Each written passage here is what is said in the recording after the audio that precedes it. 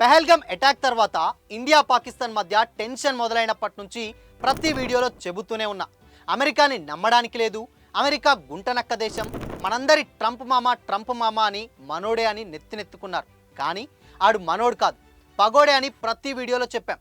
కానీ మీలో చాలామంది పట్టించుకోలేదు. ఫైనల్గా ఇప్పుడు అనుకున్నంత జరిగింది. ట్రంప్ ఇండియాని మోసం చేయడమే కాకుండా అటు పాకిస్తాన్తో చేతులు కలిపి మన ఇండియన్స్ అందరినీ వెన్నుపోటు పొడిచాడు.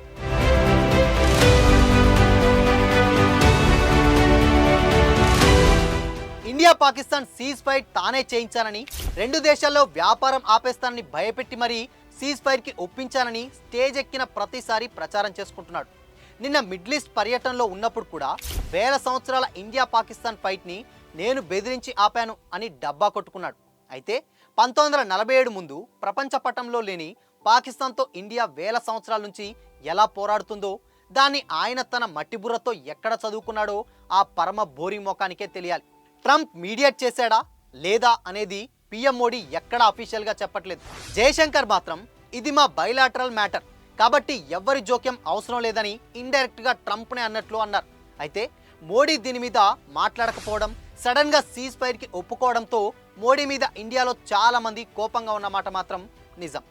ట్రంప్ రెండో వెన్నుపోటు ఇండియా మార్కెట్ని దెబ్బతీయడానికి ప్రయత్నించడం. ఆల్రెడీ చైనాలో ఇన్ఫ్లేషన్ పెరిగిపోవడం, అక్కడి గవర్నమెంట్ దెబ్బకి కంపెనీలు తట్టుకోలేక పక్క దేశాల వైపు చూస్తున్నాయి. ఇలాంటి టైంలో యాపిల్ కంపెనీ ఇప్పటికే ఇండియాలో ఓ మ్యానుఫ్యాక్చరింగ్ హబ్ పెట్టింది. అయితే ఇప్పుడు దాన్ని ఇంకా ఎక్స్పాండ్ చేయడానికి ట్రై చేస్తుంది.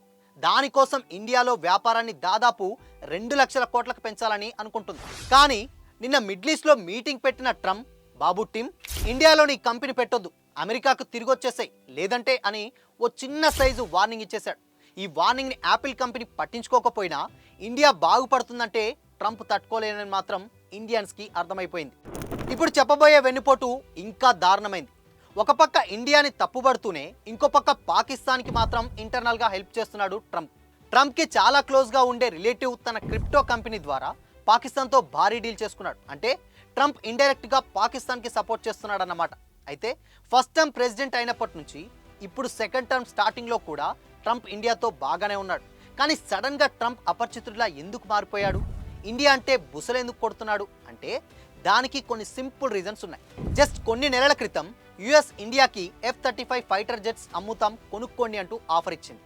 బట్ ఆ కిల్ స్విచ్తో ఎప్పుడైనా F-35 విమానాల కంట్రోల్స్ అమెరికా చేతుల్లోకి వెళ్ళిపోతుందని జర్మనీకి చెందిన కొంతమంది ఎక్స్పర్ట్స్ ఓపెన్గానే చెప్పడంతో ఇండియా అమెరికా ఆఫర్ని పట్టించుకోకుండా మళ్ళీ రఫేల్ కోసమే ఫ్రాన్స్తో డీల్ చేసుకుంది. రష్యా సుఖోయ్ 57 కొనాలనుకుంటుంది. వీటన్నిటికంటే ఇంపార్టెంట్, ఏ దేశం మీద డిపెండ్ కాకుండా సొంతంగా AMCA advance medium combat aircraft విమానాలని తయారు చేసుకోవడానికి రెడీ అయింది. ఇది ట్రంప్కి కోపం తెప్పించిన ఫస్ట్ ఇన్సిడెంట్స్. ఇక రెండోది అమెరికా టారిఫ్లకి భయపడకపోవడం. మూడోది పాకిస్తాన్తో గొడవ వస్తే ట్రంప్కి చెప్పకుండా డైరెక్ట్గా పాకిస్తాన్ మీద అటాక్ చేయడం.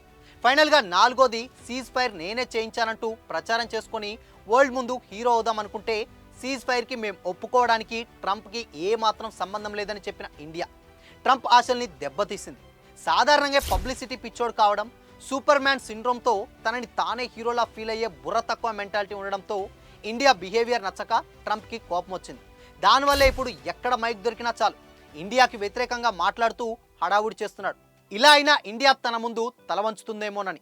అయితే ఇప్పుడున్న సిచ్యువేషన్లో ఇండియా ఆత్మనిర్భర్ భారత్ దిశగా అడుగులు వేస్తుంది. అందుకే అమెరికా కాదు, ఏ గొట్టంగాడికి భయపడి తల వంచే సిచ్యువేషన్స్లో అయితే కనిపించట్లేదు. ఇలాంటి సిచ్యువేషన్లో ట్రంప్ రాను రాను ఎలాంటి రంగులు మారుస్తాడో చూడాలి. అయితే ఫైనల్గా ఒక్కటే క్వశ్చన్, ఇండియాలో టెర్రర్ అటాక్ చేసి 26 మంది అమాయకులను చంపేస్తే దానికి ప్రతీకారంగా ఇండియా పాకిస్తాన్ మీద అటాక్ చేస్తే అది తప్పు. కానీ అమెరికాలో ఒక టెర్రరిస్ట్ అటాక్ జరిగితే దానికి కారణమైన వాడిని ఏళ్లకేళ్లు వెతికి ఆఫ్ఘన్ పాకిస్తాన్ దేశాల్లో నానా రచ్చ చేసి వేల కోట్లు ఖర్చు పోసి చివరికి వాడిని వెతికి మీరు చంపితే అది న్యాయం. ఇదెక్క డ్యూయల్ స్టాండర్డ్స్? అయినా మా ఇండియన్స్ పిచ్చి కానీ అమెరికా బతికే డ్యూయల్ స్టాండర్డ్స్. ఇలాంటి గోడ మీద పిల్లి లాంటి మిమ్మల్ని నమ్మడం ఏంటి? మరి మీరేమంటారు? ఇండియాని తన చెప్పు చేతల్లో పెట్టుకోవాలనుకుంటున్న ట్రంప్కి మీరిచ్చే సమాధానం ఏంటి? కామెంట్ చేసి చెప్పండి.